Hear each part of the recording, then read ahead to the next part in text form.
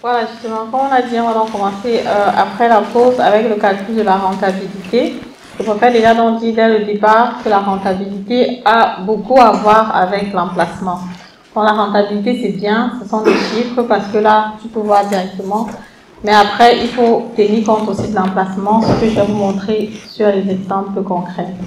Déjà, la formule à retenir, c'est de savoir que le calcul de la rentabilité, c'est le loyer que tu vas recevoir sans les frais annexes, parce que justement, le loyer, l'argent du propriétaire, c'est vraiment juste le loyer calme, que tu vas multiplier par 12, donc par 1 an, et que tu vas diviser par le prix du bien immobilier. À la fin, tu auras un chiffre, et c'est ce chiffre-là qui est comme ça la rentabilité sur ton investissement immobilier. Actuellement, on est sur une annuité de 5,5%. Annuité, c'est quoi? C'est le taux d'intérêt et le taux de remboursement. Donc là, je suis allée sur un taux d'intérêt de 4% et un taux de remboursement de 1,5%. Donc, Teams et Tilgo. C'est vraiment assez élevé par rapport à ce qu'on avait jusqu'à présent. Comme je disais tantôt, on était généralement dans les 3,54% maxi. Et là, actuellement, on est à 5,5%. Et si vous avez bien compris la formule de la rentabilité tout à l'heure, directement on se pose la question de savoir est-ce que la rentabilité doit donc être égale à l'annuité? Parce qu'effectivement, si la rentabilité est égale à l'annuité, ça veut dire qu'on juste en plus des frais d'entretien, normalement tu es à zéro. Donc s'il y a une discrépance, c'est qu'il doit avoir soit un cash flow négatif ou alors un cash flow positif. Naturellement, quand je parle d'annuité de 5,5%, les 4% c'est fonction de ta crédibilité. Si tu as une bonne crédibilité, tu peux l'avoir. Sinon, naturellement, ça va être plus élevé. Maintenant, comme je dis, la rentabilité est fonction de l'emplacement. Et on va donc aller sur un exemple concret, récent, que j'ai vu en ligne, je pense, cette semaine, la semaine passée. Par rapport à un bien immobilier, vu qu'on est à Berlin, j'ai pris un truc qui n'est pas très loin, dans Atlas Hof, construit en 1939, 54 mètres carrés à 154 000. Voilà, ici, donc c'est un agent immobilier, top immobilienne. Naturellement, tu as les 3,57% à payer si tu prends le bien. Et là, mon objectif avec cet exemple, c'est juste de calculer la rentabilité sur l'emplacement du bien immobilier. Donc, comme on a vu tout à l'heure, la rentabilité, c'est en fonction du prix et du loyer.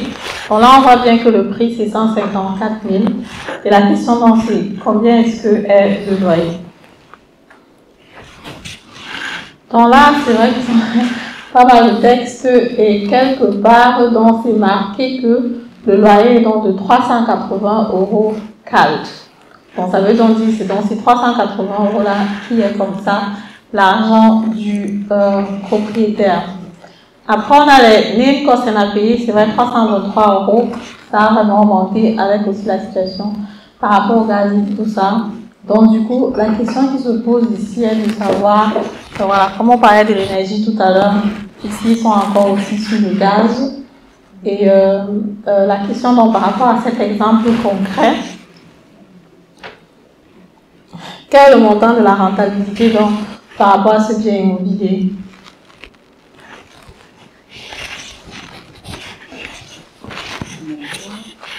Le montant de le loyer, c'est 380. Le prix d'achat est à 154 000. Oui, je pense que la rentabilité, c'est presque 3%. Nous avons une rentabilité de 2,96%. Effectivement. Donc, par rapport à ce bien immobilier, on a donc une rentabilité de 2,9%. Et puis, si on sait qu'on a financé avec une annuité de 5,5%, on a donc une différence entre l'annuité et la rentabilité. Ça veut dire forcément on est sur un cash flow qui va être négatif par rapport à ce bien immobilier. Mais est-ce que ça veut dire que ce bien immobilier n'est pas conseillable ou bien qu'il ne faut pas acheter du tout? Qu'est-ce que vous pensez?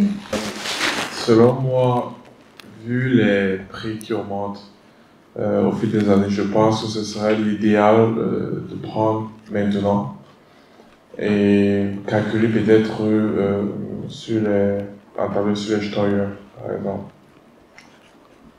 Ça, c'est mon point de vue. Ok. Oui, effectivement, c'est vrai qu'un investissement immobilier locatif, Quand on a un cash flow négatif, naturellement, on a un avantage fiscal par rapport à ça. Bon, personnellement, je pense que 2,9% de rentabilité, bon, je ne vais pas encore dire ce que je pense, mais on est quand même, voilà, on est à Atlas Cove, on a 20 000 habitants. Je pense que c'est un coin qui est assez, on va dire, qui est assez attractif. On a la population qui est croissante parce qu'on est anglophone à Berlin d'une façon. On n'est pas à Charlottenburg, on n'est pas à Alexanderplatz, on n'est pas, d'où le prix aussi. Mais on est quand même à un endroit qui est accessible. 2,9% de rentabilité, bon, c'est un peu, chacun de voir, c'est un peu grand fétiche à mon avis. Donc du coup, parce que là, le cash flow négatif peut être assez important. Maintenant, si on veut prendre un deuxième exemple, par exemple, là, c'est un autre bien immobilier que j'ai trouvé avec 6,9% de rentabilité. Et là, on a à Dessau.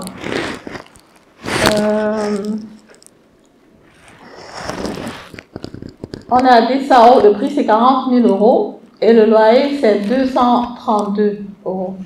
Donc du coup, en faisant le même calcul qu'on a fait tout à l'heure, on se retrouve avec 6,9% de rentabilité et avec 5,5% d'annuité, tu te rends compte que tu es sur un cash flow positif, forcément. Donc maintenant la question c'est de savoir, qu'est-ce qu'il y a, si on te demandait de choisir, qu'est-ce que tu choisirais? Effectivement, le choix est vite fait, je pense, parce qu'effectivement, on regarde où c'est accessible, où il y a la prise en valeur, où les gens ont envie de rester.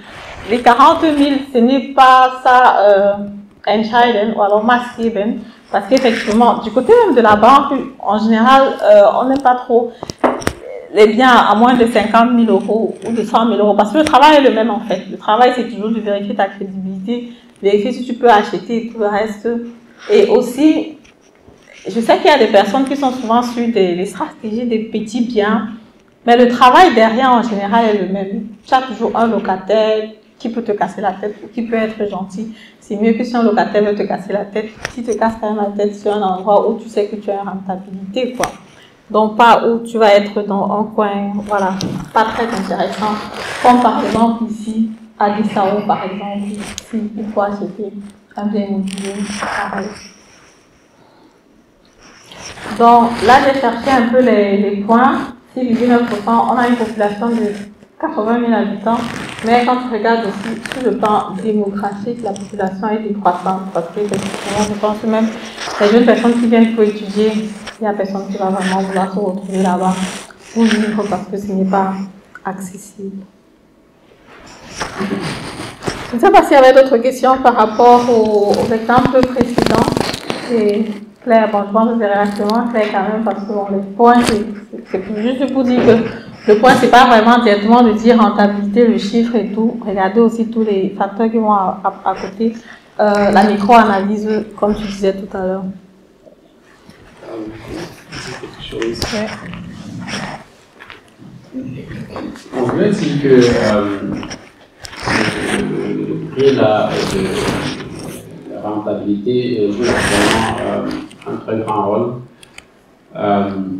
Mais il faut toujours regarder, il y a le prêt qui a dit tout à l'heure qu'il prend à tel sauf, même comme c'est 2,9%, on est proche de Berlin.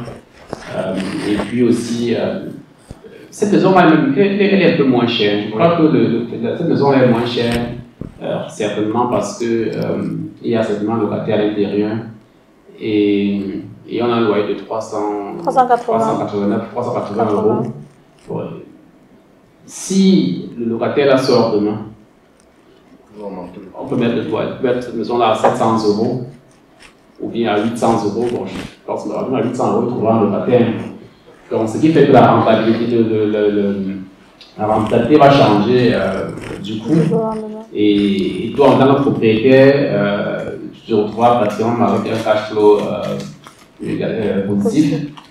Donc, c'est clair que tu commenceras avec un cash flow négatif. Bon, il y a toujours ce paramètre-là. Parfois, tu as une maison, tu trouves un appartement, tu te dis, bon, il ne va jamais sortir.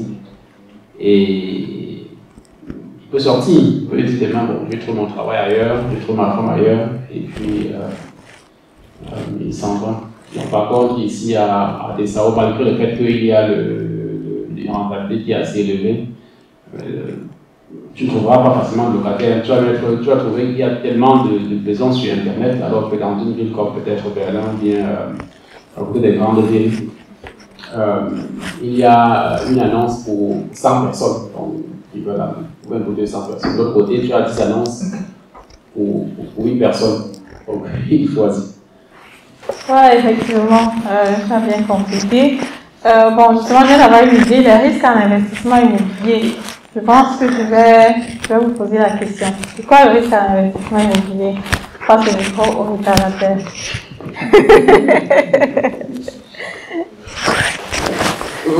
Bonjour à tous d'abord. Parlant du risque en investissement immobilier, personnellement, si on va le risque se trouve par exemple au côté financier, d'abord je ne crois pas, mais le côté risque, ce sont des risques qui sont imprévisibles, que nous, personnellement, on ne peut pas influencer.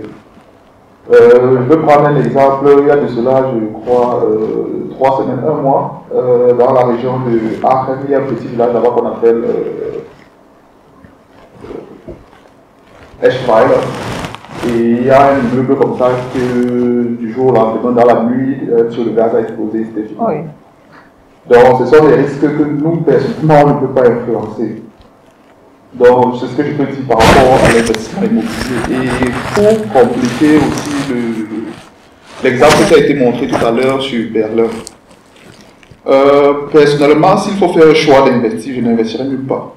Ah, entre les deux qui ont été présentés. Ok. Parce que si ce que je suis arrivé à terminer, Madeleine terminait la partie où elle disait par rapport au gaz et les lois qui vont changer par rapport à les maisons qui sont chauffées avec le gaz. Parce que là, en prenant une maison de ce genre à 1930, tout ce qu'il faut encore investir derrière, c'est avec les prix dans la construction qui ne font que grimper maintenant, je n'investirai sur nulle part. Okay. C'est vrai qu'on a... Parce que comme je l'ai dit, par exemple, déjà l'isolation, il faut changer le système de chauffage, il faut. Donc là, je ferai très attention sur aucun des deux universitaires. Ok, merci pour ton feedback. C'est vrai qu'on a parlé un peu de cette partie énergétique. Là, on va encore revenir là-dessus à la fin parce que j'ai prévu un projet pour ça. Et voilà, on va donc. La première partie, c'est les risques en investissement immobilier. Samuel, tu as une idée? Ok. Merci. Bon, en ce qui concerne les risques d'investissement immobilier, comme il a tout à l'heure dit, il y a beaucoup de risques qui sont imprévisibles. Ce que je citerai ici, c'est par exemple, si on a une maison comme à Dessau et qu'on manque de locataires pendant des mois, ou si on a un locataire qui nous donne une mauvaise dette. Mais sinon, je pense en gros, l'investissement immobilier, le risque zéro n'existe pas. Exact. Si le risque zéro existerait, ce qu'on peut dire que l'investissement immobilier n'a pas de risque, mais comme ça n'existe pas. Ah. Ouais.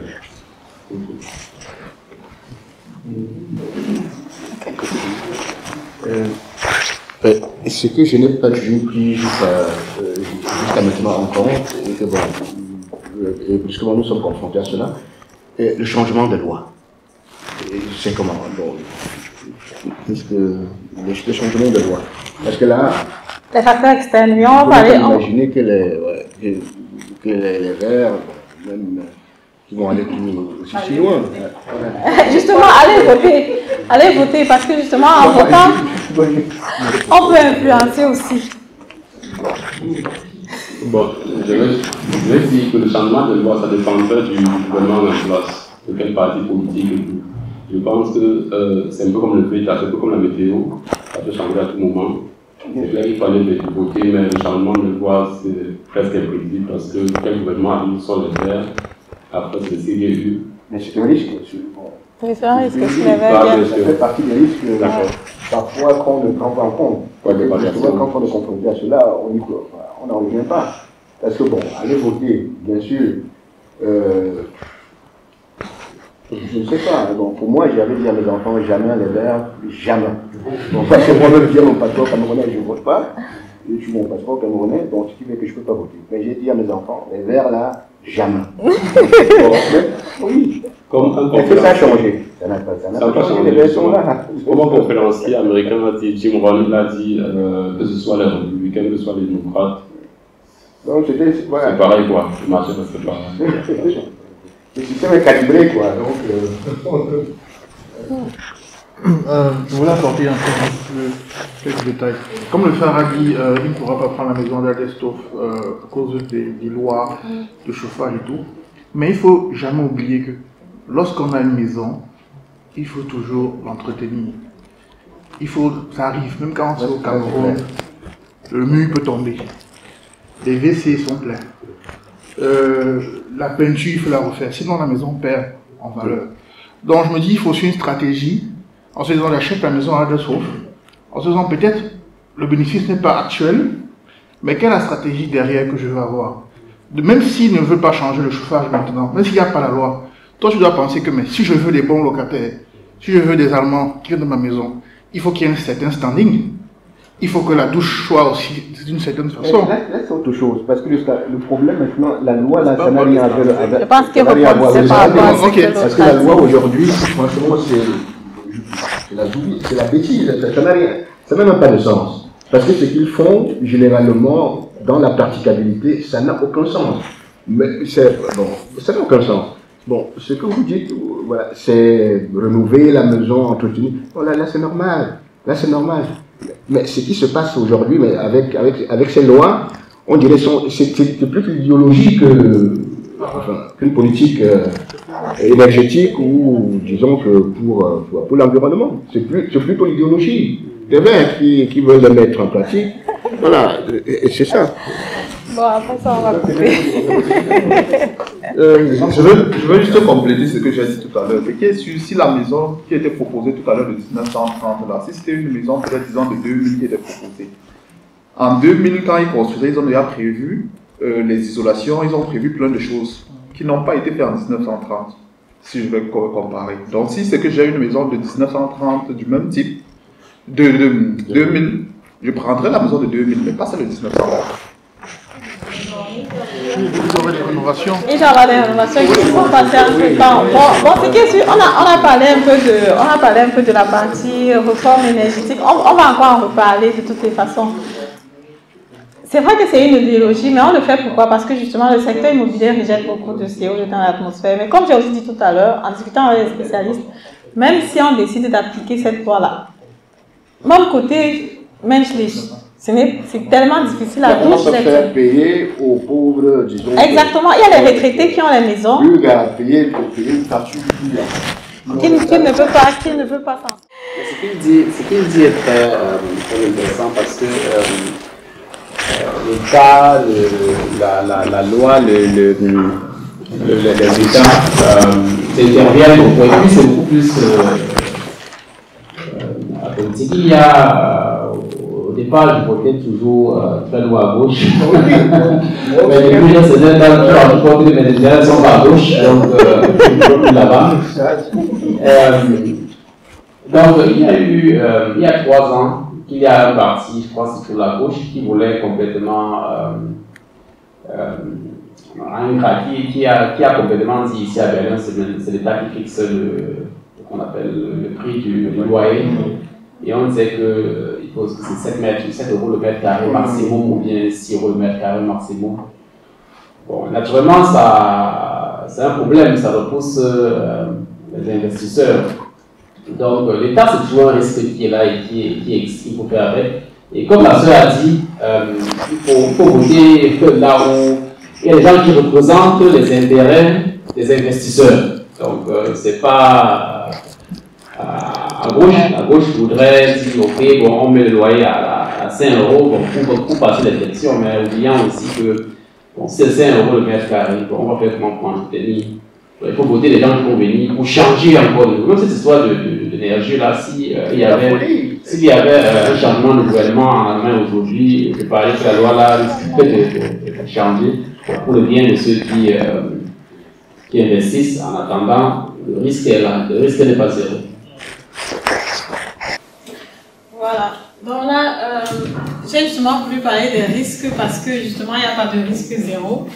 Et je voudrais donc regrouper les risques en investissement immobilier, donc par exemple investir où on a la perte en valeur du bien immobilier, comme éventuellement à Bissau. On a le manque de locataires et on investit où on ne peut pas augmenter le loyer. C'est vrai que c'est un peu un facteur aussi où l'État peut facilement influencer, je veux dire. Mais après, la loi n'a pas été approuvée. Je pense qu'ici à Berlin, on voulait vraiment limiter un loyer à un certain montant pour que le propriétaire ne puisse plus augmenter le loyer. Résultat, plusieurs investisseurs n'ont plus voulu investir dans ces zones-là. Et après, la loi est même toujours un peu contournable parce qu'au moment où tu meublais ton appartement, tu pouvais demander le prix que tu voulais sur le marché. Donc, du coup, finalement, parfois, on se demande que, mais est-ce qu'il joue à cache-cache ou bien qu'est-ce qui se passe? Parce que meubler l'appartement, ça ne te coûte rien. Si je sais que je loue à 8 € le mètre carré, mais je sais que si j'investis 10 000 €, 15 000 € pour meubler, je peux louer à 15 € ou à 16 €. Mais je meuble. Ça n'a pas de sens d'être collé à une loi qui va m'empêcher de louer au montant que je veux, seulement parce que je n'ai pas pris 10 000 € pour louer. Donc, c'est souvent aussi un peu difficile, mais en général, il y a toujours aussi les méthodes de contournement. Et parfois, je me dis que bon, parfois l'État, bref, c'est un peu compliqué. Les dépenses inattendues. Donc, moi, je vois par exemple les rénovations qui ne sont peut-être pas visibles à l'achat, comme on a dit tout à l'heure, peut-être l'achat avec le chimel peut arriver, et puis il y a un truc qu'il faut faire. Et le manque de locataires, donc tu cherches un locataire, bon, il n'y a rien de plus stressant que de mettre une annonce sur Internet et de ne pas avoir de réaction, quoi, parce qu'effectivement, tu as un montant que tu vas payer à la banque et la banque est en général très peupliche, donc du coup, il faut que tu puisses avoir trouvé un moyen pour louer. Pour revenir donc aux points qui ont été, il y avait le point de la maison qui a explosé. Je pense que c'est aussi un peu comme le point on avait eu quoi, c'était en Wasserscheiden, dans la région de Koblenz, par rapport au sujet où les gens ont perdu. À ce niveau-là, il faut regarder. Je ne sais pas si l'assurance, le Wohngebäudeversicherung eingreifen, parce que normalement, pour les biens immobiliers, justement, Feuerschutz, c'est justement aussi, quand tu es dans un bloc ou dans un bien immobilier, on a ce Wohngebäudeversicherung et qui couvre donc. Après, il faut voir aussi si c'est un Maßnahme qui a été causé par quelqu'un, si ça a été le défaut d'un Bauträger. C'est souvent des choses en compte. Voilà, justement, un locataire insolvable. Le côté du locataire, comme j'ai dit au début, en général, quand tu prends un locataire qui va te déranger, il y a un 10% quand même, 20% de quelque chose que tu n'as pas bien fait. Si tu prends vraiment ta liste de comment chercher un locataire et que tu coches. Normalement, tu n'auras pas un locataire insolvable. Donc souvent, peut-être tu as négligé de regarder sa chauffe-eau, tu as négligé de regarder si vraiment le salaire qu'il t'a dit qu'il a, c'est vraiment ça. Peut-être qu'il était sympa, il t'a dit que ouais, je vais venir rester avec mon enfant. Il y a quelque chose forcément que tu as négligé. Et la procédure d'expulsion d'un locataire, c'est vraiment salé ici en Allemagne. Comment est-ce qu'on peut faire pour s'assurer que le salaire que celui qui veut prendre la maison demande est le vrai? Parce qu'on se connaît, il y a des...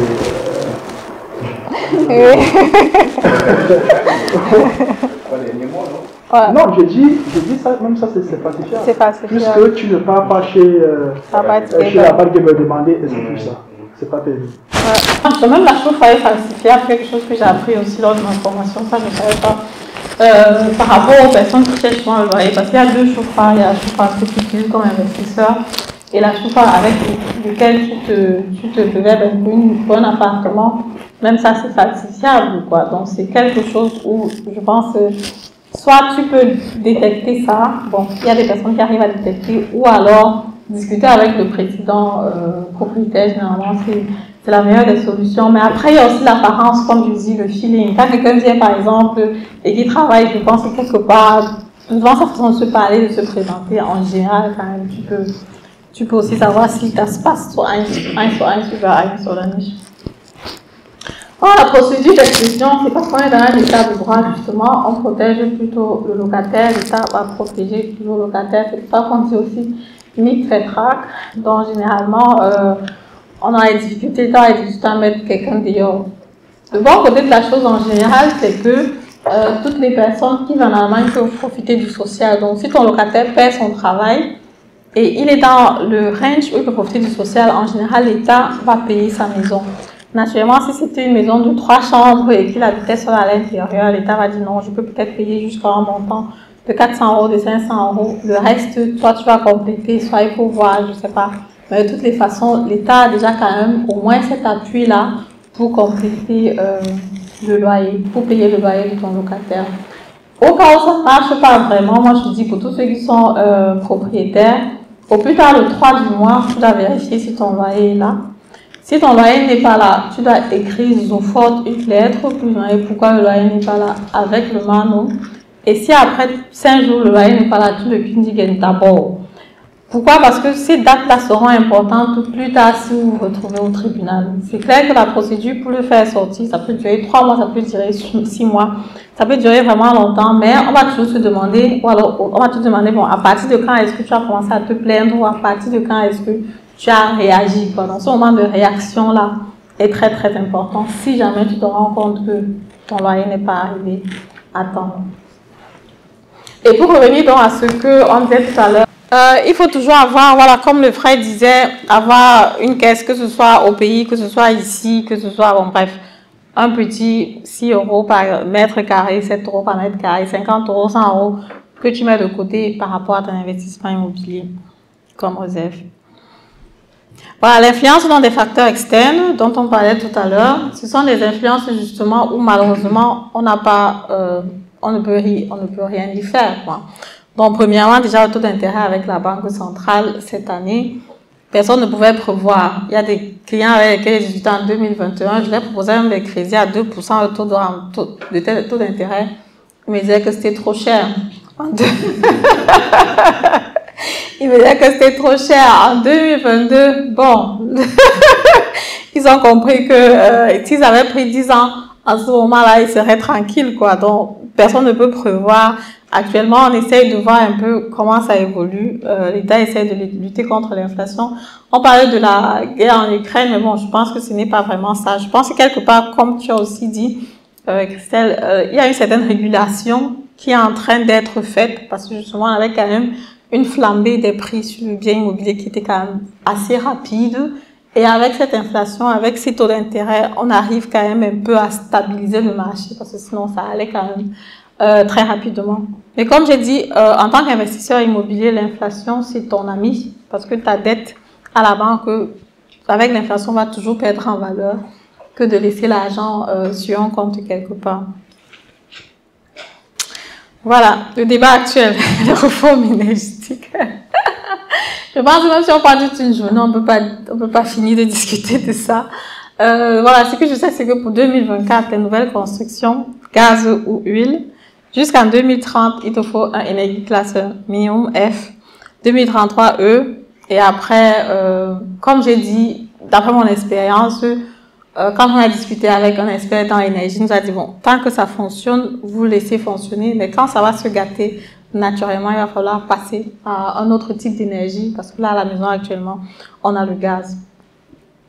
Le paragraphe 23, c'est la loi selon laquelle, après 10 ans, tu peux vendre le bien immobilier steuerfrei. C'est aussi un point qui est débattu, parce que les personnes qui investissent à la bourse, par exemple, leurs bénéfices sont directement imposés, quoi. À partir de certain montant, je crois que c'est 1000, 1001 €.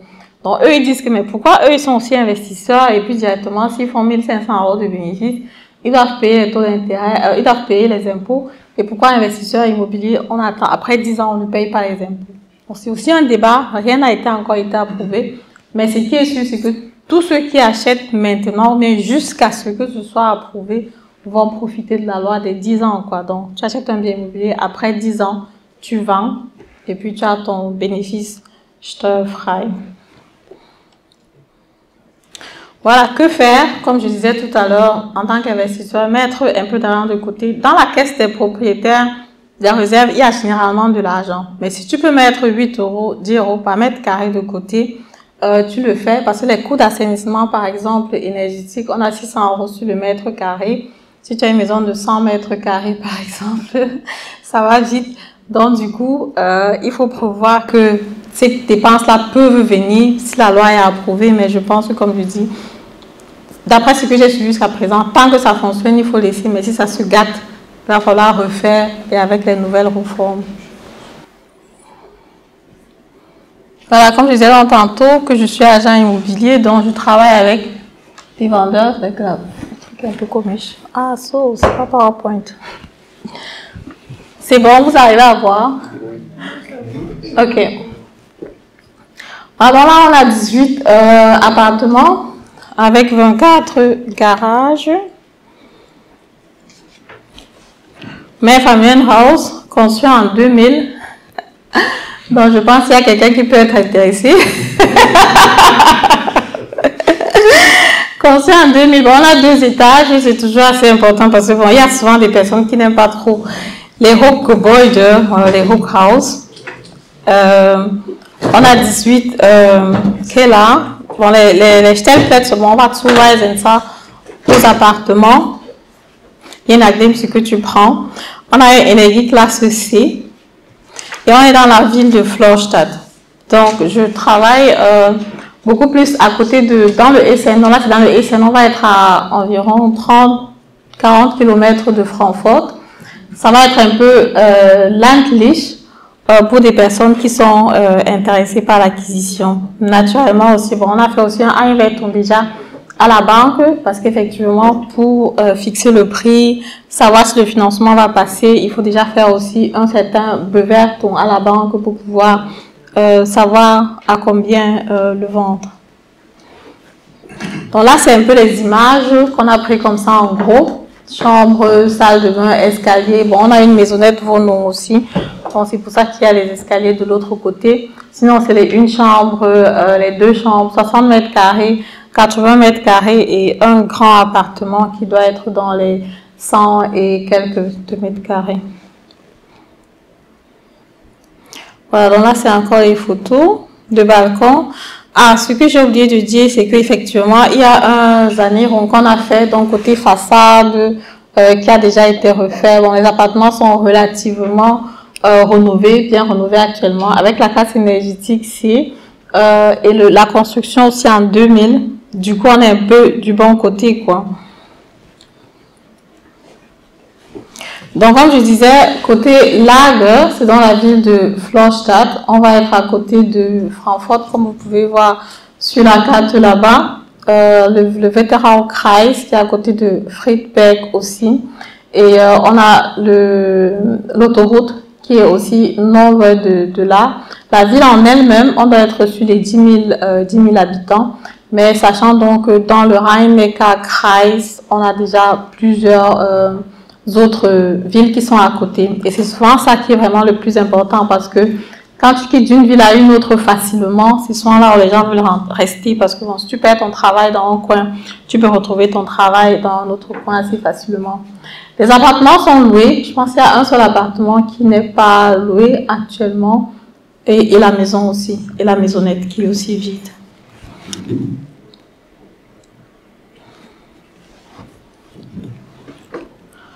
Donc, c'est un peu ça la vue quand, à partir de là, et voilà donc un peu les Grundrisse par rapport aux appartements, par rapport aux différents appartements disponibles donc, sur ce Anlage donc, que je viens de vous montrer au départ, qui est donc, près de Francfort.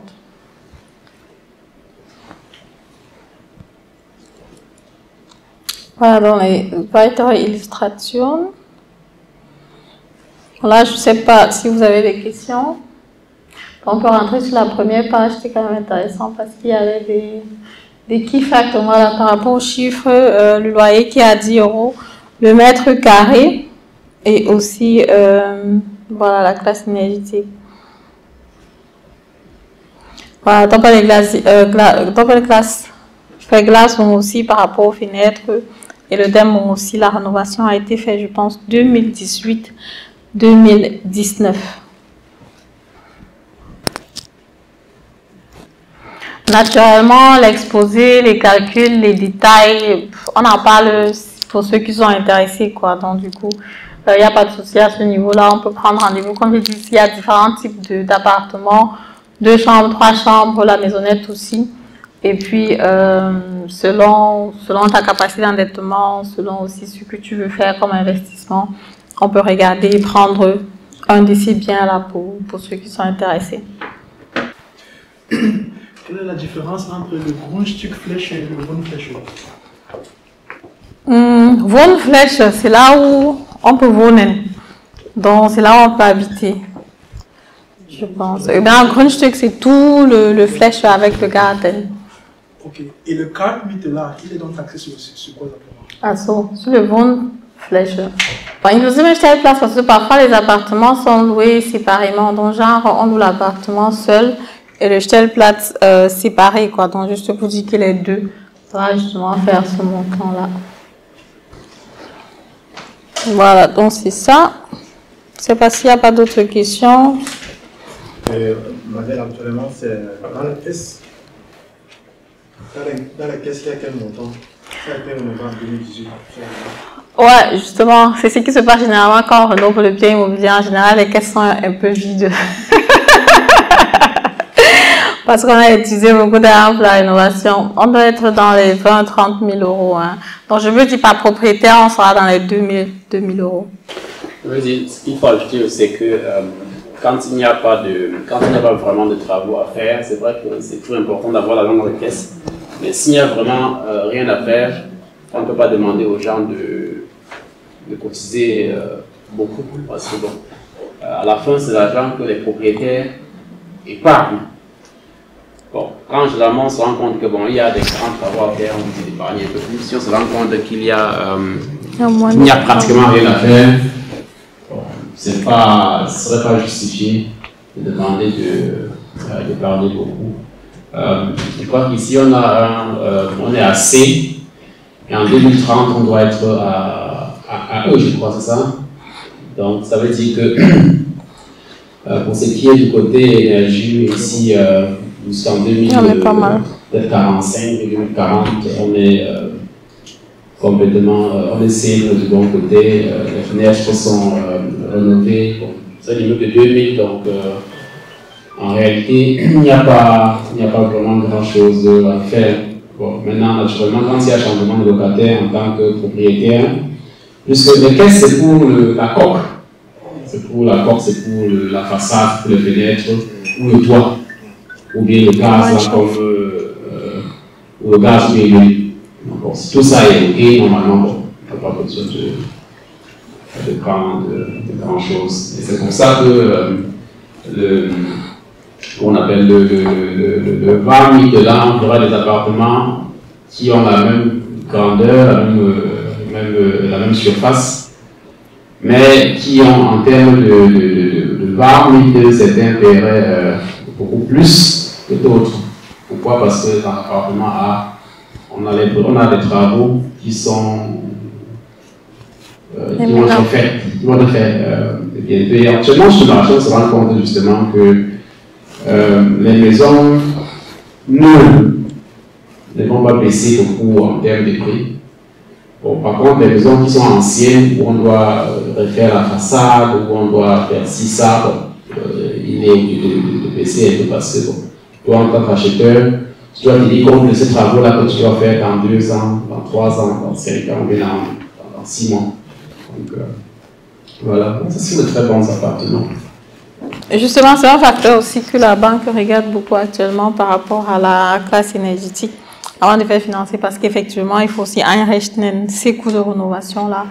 Comme on a dit aussi tout à l'heure, ce sont des montants qui peuvent être assez importants. Qu'est-ce qu'il faut faire? Est-ce qu'il faut encore refinancer? Est-ce qu'il faut encore prendre un autre crédit? Voilà. Donc, c'est un peu ça. Voilà, donc c'est ça pour le projet actuel. Voilà, comme j'ai dit, il y a les appartements et il y a la maisonnette aussi. Voilà. Les balcons, que flic. Bon, je peux rentrer sur la présentation s'il n'y a pas d'autres questions. Donc, comme je vous ai dit, on a fait un événement à la banque. Là, c'est la VDP Research qui s'occupe justement aussi de vérifier les prix, calculer et tout le reste. Donc là, ils ont bewerten Exemple wird un 84 mètres carrés, là à Florstadt, et on est à 3512 le mètre carré, qui est la valeur du marché. Et je peux tout simplement vous dire que par rapport à ces appartements, si on est légèrement en dessous. Bon, Inagdim, si tu prends un 60 mètres carrés, un 80 mètres carrés ou alors un 100 mètres carrés. Donc là, j'ai présenté le projet. Et maintenant, la question, c'est ce qui se passe donc après la signature, donc après l'achat du bien immobilier, justement. Après, il y a souvent plusieurs questions qui viennent. Comme je dis souvent, l'achat du bien immobilier, oui, c'est vrai, c'est, on va dire, relativement passif. Et, mais ça ne veut pas dire qu'il n'y a rien à faire, quoi. Il y a souvent des petites tâches qui t'incombent en tant que propriétaire. Donc, il y a par exemple les factures. Bon, c'est vrai que là, j'ai mis 1,5% du frais pour le notaire, 0,5%. Donc, ça, c'est pour l'enregistrement au cadastre. Et en Allemagne, justement, chaque État est indépendant. Chaque État fixe son taux de Grunderwerbsteuer, donc 3,5 à 6,5%. Selon les États, en fait. Donc, du coup, ça va dépendre de l'emplacement du bien immobilier où tu vas investir. Je pense, actuellement, quand même, il n'y a que le Bayern qui est encore à 3,5. Et là, à Francfort, on est à 6%. Je pense ici, on est dans les 6,5 plutôt. Après, on a 5%. 5% dans le Baden-Württemberg. Donc, Inagdim, où tu investis, ça change. Le choix du locataire, comme j'ai dit, normalement j'ai une fiche, voilà, les points qu'il faut vraiment cocher chaque fois que tu choisis un locataire. Donc pour vous qui êtes là, si jamais quelqu'un se trouve devant une situation où il est en train de vouloir changer de locataire et qu'il a besoin de ça, naturellement, je peux le mettre ça sur Figoum. Quand tu respectes vraiment scrupuleusement tous ces points-là, en général, tu vas prendre un locataire quand même qui va payer ta maison.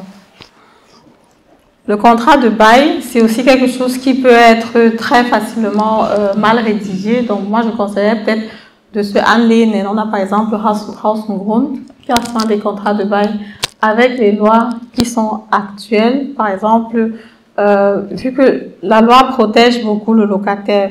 Par exemple, si tu as un locataire et que vous êtes entendu que, bon, après 1 an, tu peux le faire sortir de la maison. La loi dit que chaque individu doit avoir 3 mois de Kündigungsfrist, en fait, de préavis. Donc, même si ça a été signé, bon, si ça va devant le tribunal, ça ne passe pas, quoi. Donc, du coup, il faut quand même toujours que ces 3 mois-là soient respectés, parce que l'État dit que, bon, un être humain normal a besoin du temps pour déménager, trouver une nouvelle maison et tout le reste, et que c'est assez compliqué. Maintenant, on va parler des types de contrats de bail. Parce que quand tu es propriétaire, il faut effectivement aussi savoir quels sont les différents types de contrats de bail et choisir une des méthodes. Les méthodes ne sont pas... Bon, tu peux pas les jumeler, quoi. Donc, soit tu choisis une et tu fais rien avec elle. IndexMeter, actuellement, c'est une méthode que plusieurs personnes ont tendance à préférer actuellement parce que l'inflation est élevée. En fait, elle est... angekoppelt à l'inflation. Donc, ça veut dire que le taux d'inflation, c'est le montant que tu reçois en plus sur ton loyer. Donc, si par exemple, dans le contrat de bail, c'est simulé, donc l'année qui suit, on regarde juste le montant de l'inflation et tu payes plus, quoi. Et vu que l'inflation est élevée actuellement, certains propriétaires se disent que, bon, avec ça, ils vont avoir plus de rentabilité parce qu'effectivement, sinon, tu n'as pas la possibilité de changer de loyer comme ça, du jour au lendemain. Après, on a le Staffelmieter. En général, ça s'oriente à l'inflation. Donc, il va être 2-3% et standard pendant le contrat de bail, quoi. Donc, vous fixez aujourd'hui que à partir de chaque année, le loyer augmente soit de 2%, soit de 3%. Donc, si on commence par exemple avec 1 000 €, l'année prochaine, on ajoute 2% dessus et l'année d'après, on ajoute encore 2% dessus. Ce sont les méthodes de contrat de bail qui peuvent être choisis, qui peuvent être négociés. Bref, en général, toi, le propriétaire, tu proposes un contrat de bail à ton locataire. Et pour finir, le contrat de bail classique, où il n'y a pas d'augmentation du tout, mais seulement tu as la possibilité toujours de revenir après 3 ans pour augmenter ton loyer de 20%. Et maintenant, il faut voir, est-ce que c'est vraiment, il faut voir si les 20% là sont sous les sites dans la région. Parce qu'il y a des régions où c'est 15%, il y a des régions, actuellement, il y a un débat qui veut même que ce soit limité à 11%, je pense. Et 11% tous les 3 ans. Et il y a des zones où c'est vraiment 20%, et il y a des zones où c'est 15%. Donc, il y a une ACDIM où tu achètes le bien immobilier, il faut regarder ça, parce que effectivement, si tu augmentes le loyer sans raison, voilà, ça peut tourner mal pour toi, le propriétaire, quoi. Il y a ce qu'ils appellent Mietspiegel. On met ça où ici. Effectivement, le contrat de bail est fait selon le Mietspiegel. Parce que le Mietspiegel, c'est quoi? C'est le loyer de la zone, en fait. Par rapport à tous les loyers qu'on a, on fait une moyenne.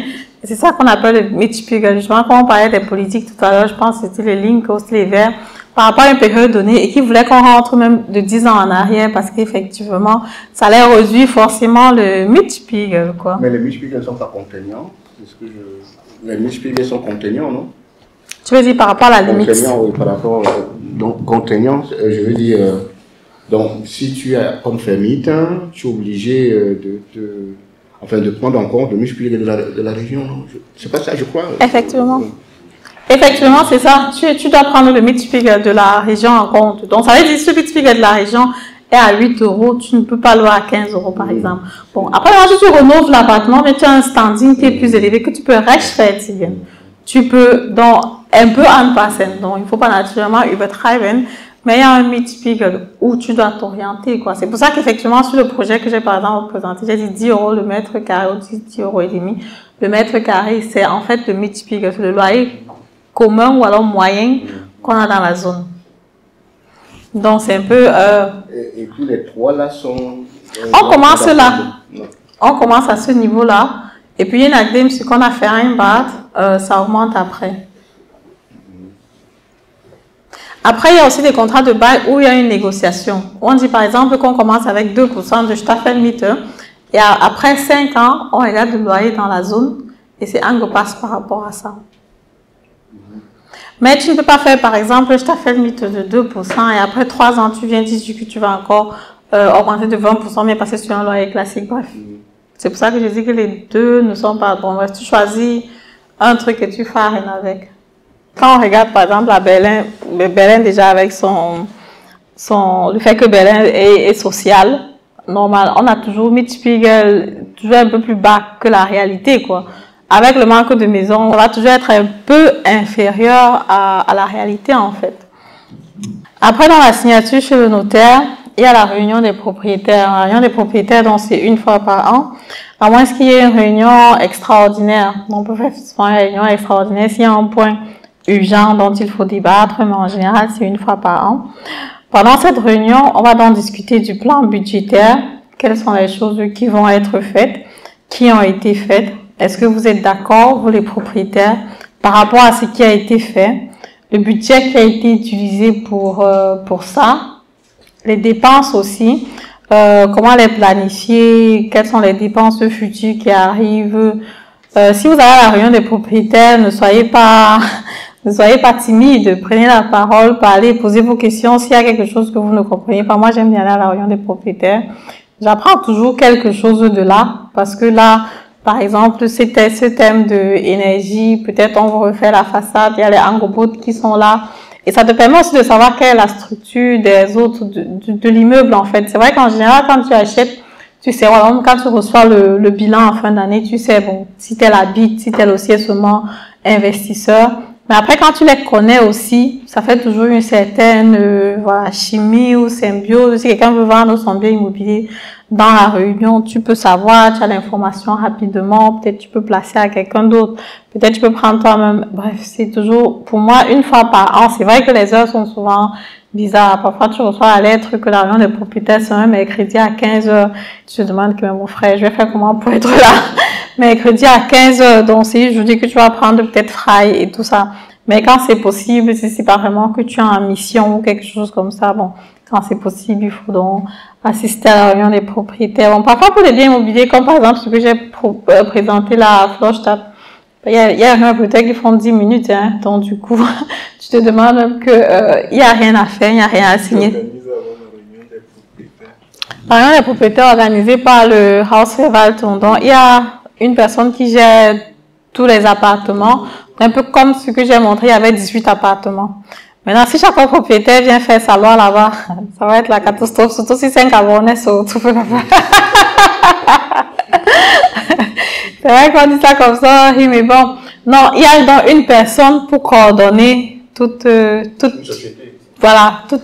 personnes, parce que les 18 personnes ne vont pas certainement avoir les mêmes idées, intentions, bref. Donc, il faut une personne pour gérer ça.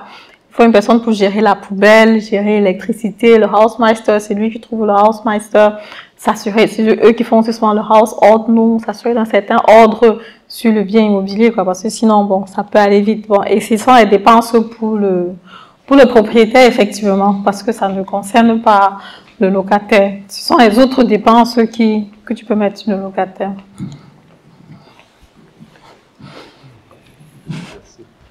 J'ai une question justement au sujet de la réunion des propriétaires. Les décisions se prennent comment? Par élection ou comment est-ce que les décisions sont prises à la fin? Ouais. Oui, c'est une très bonne question. Effectivement, les décisions se prennent par élection et par part. Parce que si, par exemple, tu as juste un appartement dans le complexe, ta voix ne peut pas peser comme pour quelqu'un qui a 2 appartements. Donc, en général, quand tu achètes dans le plan, tu sais quelle est ta part de, voilà, ton stime, quoi, comme on dit. Et c'est pour ça que quand il y a une décision importante à prendre, comme par exemple sur un de mes biens, on va faire la façade. Si tu ne peux pas être là, on t'envoie derrière la lettre et on te dit de stimmen. Si tu veux, si tu ne veux pas, quelles sont les couleurs que tu veux. Bref, et après, normalement, on doit utiliser tout ça pour pouvoir prendre une décision finale en tenant compte de, naturellement, la vie de chacun.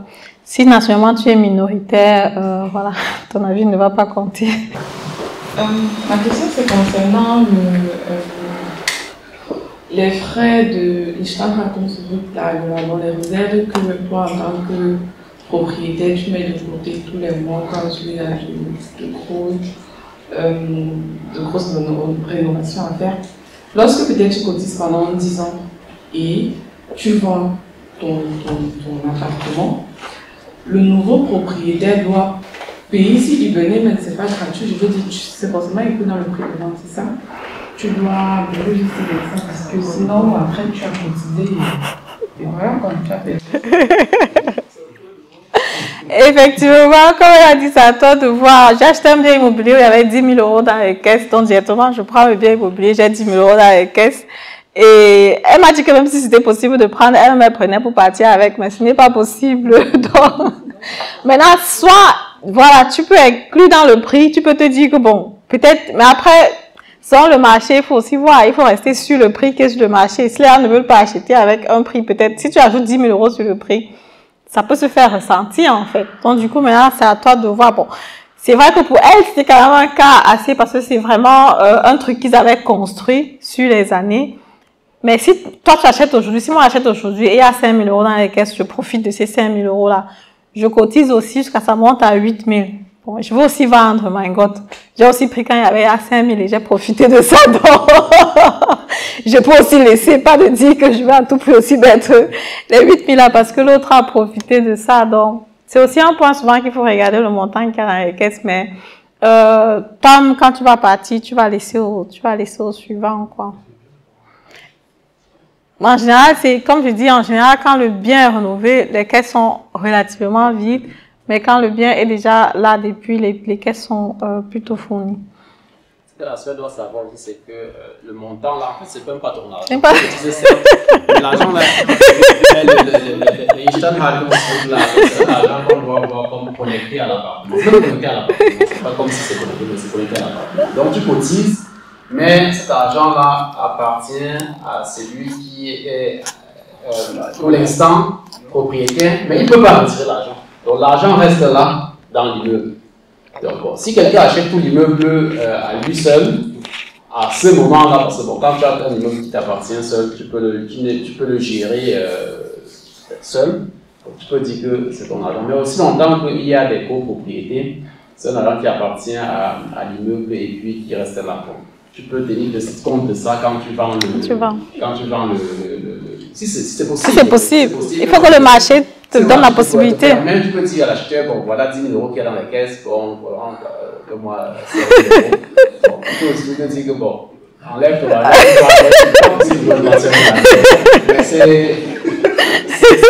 ils sont mariés, cet argent-là. Voilà, on est à la fin déjà. Je vais donc présenter rapidement mes services. Les services donc, que je propose, donc, il y a la consultation gratuite, donc de 30 minutes déjà. Il y a un coaching qui est payant pour quelqu'un qui trouve un bien immobilier peut-être dans une zone X ou Y et il veut qu'on en parle. Le prix c'est 75 € ou 89 € avec la taxe. Je pense qu'il y a le truc qui vient après. Voilà, justement. Là, c'est le coaching immobilier pour discuter d'une acquisition. Donc, quand tu n'achètes pas un bien immobilier dans mon réseau, par exemple, parce que comme j'ai dit au début, je reçois déjà on va dire un courtage, un montant qui est fixe du vendeur quand tu achètes le bien immobilier. C'est pour ça que tu n'as plus de marque-le-but extra à payer. Maintenant, l'heure de coaching va être 89 €. Si tu as trouvé un bien, tu veux que j'analyse le projet, je calcule la rentabilité, on fait les astuces de négociation par rapport à ce bien immobilier-là. Après, il y a le coaching service après-vente, parce que justement, les personnes ont souvent des questions après l'achat. Donc, ça va beaucoup plus être genre choix du locataire, contrat de bail, quel type de contrat, quelle clause mettre, quelle clause ne pas mettre, la cuisine, je loue, je ne loue pas. Bref, qu'est-ce que je fais avec une situation X ou Y après l'acquisition de mon bien immobilier, déclaration d'impôt, Grundsteuerabrechnung, tout ce qui vient après, quoi. Et me concerne etc. J'ai donc une formation en ligne aussi, qui est en ligne depuis, donc c'est 238 € pour les personnes qui veulent beaucoup plus se lancer. Donc après, quand tu as écouté la formation, si tu as des remarques, tu as 1 heure de coaching aussi, gratuite pour les questions et les réponses. Après, il y a le mentoring sur l'achat du bien immobilier. C'est un service que je propose beaucoup pour les personnes qui veulent acheter le bien immobilier résidentiel. Donc, si tu veux acheter un bien immobilier pour habiter à l'intérieur, c'est beaucoup plus pour les personnes qui sont ici à Berlin ou aux alentours. Tu veux peut-être qu'on regarde ensemble, tu veux que je regarde l'emplacement avec toi, qu'est-ce qu'il faut acter et tout le reste. Là, c'est aussi le mentoring programme que je propose et ça va aller donc sur 3 mois pour l'acquisition où je regarde aussi avec toi le financement, rendez-vous chez le notaire, bref, on organise tout jusqu'à l'acquisition. Voilà, donc je pense que c'est fini.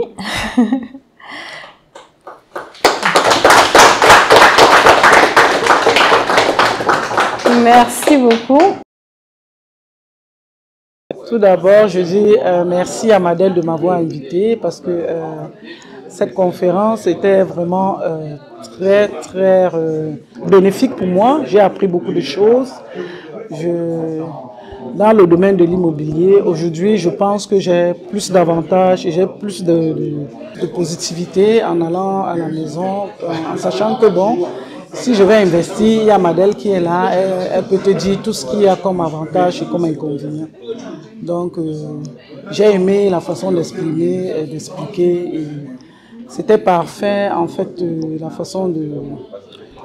la présentation était vraiment parfaite, quoi.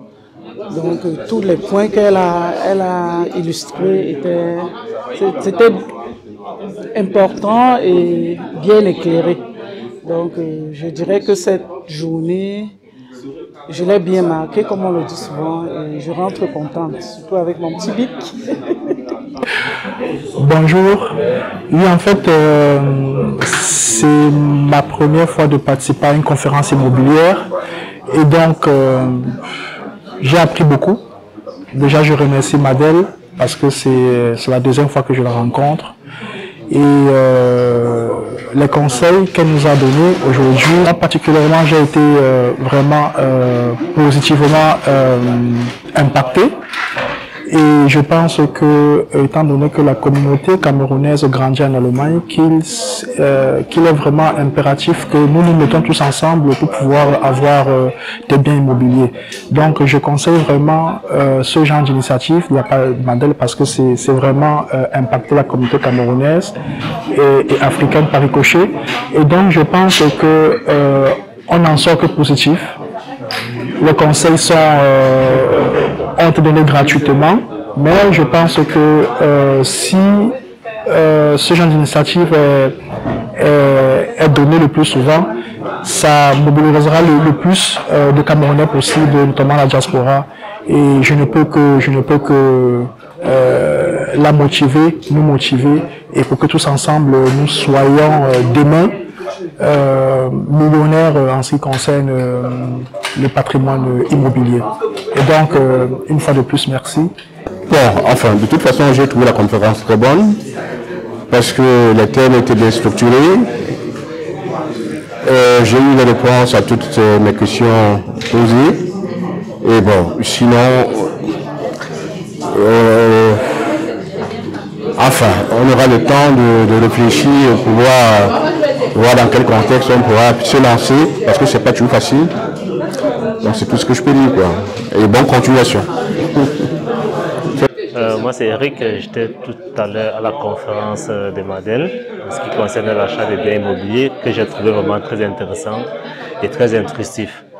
Donc je ressors de cette conférence avec beaucoup d'autres informations dont j'ignorais ou bien dont je ne connaissais pas. Et du coup, je trouve vraiment très alléchant de pouvoir réfléchir dans ce sens, de voir dans quelle mesure se lancer dans l'investissement des biens immobiliers qui jusqu'ici reste un côté qui n'est pas très, dont les Camerounais ne s'intéressent pas trop et qui est très porteur.